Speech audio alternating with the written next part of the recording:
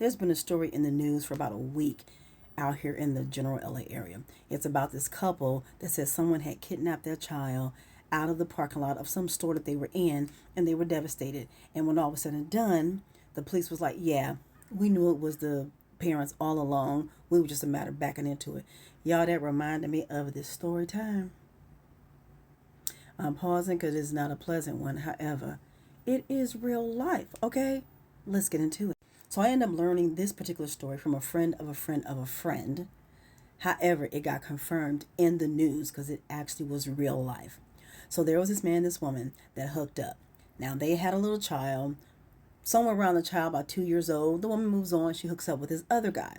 So now in the story, we're talking about the baby daddy, the baby mama, and the mama's boyfriend. Okay, those are the key characters. So the baby daddy is calling repeatedly, like, hey, I ain't talked to my son.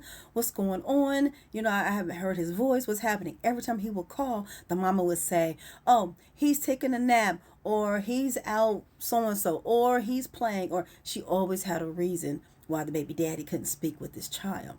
So the baby daddy started getting real suspicious on, this don't sound right. You ain't let me talk to him. It's been a couple months now. So he calls the authorities to look into it. The authorities look into it, and that's when the whole story breaks. Now, again, I'm backing up because a friend of a friend of a friend had a different version that led up to the true story. Okay, so according to the friend of a friend of a friend, they were like, oh yeah, I remember that family. I remember visiting. I remember that they had this cute 2-year-old little boy full of life and energy. And when I went back, like, I didn't see the child. I wasn't thinking much about it. However, this couple, the baby mama and the mama's boyfriend, they got real weird all of a sudden. So the baby mama had quit her job. She had been working the whole time. Like, when they got together, she had been working and everything. But she had quit her job. And so the boyfriend, he's out here. He working 3 jobs now trying to support them. And he was like, okay, it was kind of interesting. And then with the baby mama, she went from being someone they would see around the house or whatever to somebody who they wouldn't see at all. She would be in the bedroom. So the boyfriend, who was going off to work these multiple jobs, he would leave. She would stay in the room, and you wouldn't see her face again until he would come home from one of them jobs. I had to push pause and come back because an airplane was coming in. Anyway, back on point. He's out here doing all this. He grinding, whatever. Well, come to find out, he had instructed her, don't come out the bedroom at all until I come home. You just stay in there. They hadn't questioned it. Well, truth is, she was in there. She was peeing in cups and bottles and all of that kind of stuff to avoid coming out the bedroom the way he had told her. Because when all was said and done, the truth comes out. He had killed the child. Said something about he was tired. One of those times he came in for one of his jobs, and that child wouldn't stop crying. And so he put a pillow over the child's face to get him to stop crying. Anyway. So the child who they had killed, and they didn't want to admit they had killed this baby. So they put him in trash bags and was keeping him in the closet.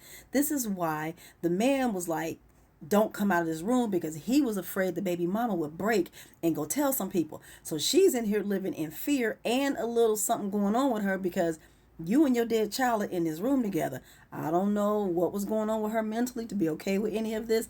That is not what this story is about. This story is about the fact that she was a part of the cover-up. Okay, so when he would come home, now we're back to the family side of the story. You would see him come home, then him and her would come out of the bedroom, but they would always kind of go right into the bathroom. They wouldn't come socialize with the family, nothing. Now, mind you, the boyfriend, he would socialize because he's being normal, right? Now, friend of a friend, but like, hey, dude, how do you dap, how things going? Oh, yeah, I'm on the grind or whatever, because my girl ain't working, so I'm trying to hold it down for us. No one suspects anything. But what was actually happening was he'd come home from work, him and her would get together, go in the bathroom, and they were in the tub cutting up the child. And during this period of time, because things just seemed weird with this couple as well as with the girlfriend, the family is just kind of blanking out. Like, you know what? It's too much happening around here. The dog is sick. We don't know where that child is. We don't know if her and that baby daddy are arguing and he done took the child. It's just too much happening. A family member, like one of the matriarchs of the family, she wasn't well. Ain't nobody like really trying to focus on the fact that this couple is being weird. But yes, they have been cutting up the child in the tub, and they would put him back in a trash bag and then do all the cleaning, whatever, bleaching, all that stuff. and put the child back in the tub. I mean, back in the closet. Now, okay, you're cutting up the child. Then what are you doing with the child? Remember I said the family dog was getting sick and nobody knew what was going on? They was feeding the child to the dog. They was mixing it in with his food. So the family wasn't really paying attention in terms of, hey, if dude is the one responsible for feeding the dog when he's coming in from one of his jobs, no one's paying attention. But you are noticing that this dog is lagging and just kind of really sluggish and not being normal. The dog was being poisoned with the baby's rotting flesh being mixed in with his food. And to compound the issue, they were taking parts of the child that they were cutting up and putting it in the freezer. It never came to light, as I'm getting the story from a friend of a friend of a friend, it never came to light like if the family was accidentally getting that meat as well, because it was in the freezer. So when the baby daddy breaks the story, now everyone gets to find out the whole truth, in that the mama's boyfriend had killed the child. They were storing him in the trash bags in the closet, cutting him up little by little, feeding him to the dog, and storing him in the freezer. Had been going on for 2 months. Yeah, had that baby daddy not made a stink about where is my son, this would have gone on, and that couple would still be hiding this horrific sin. Look, y'all, when you ain't seen somebody in a while, I don't think it's crazy to check.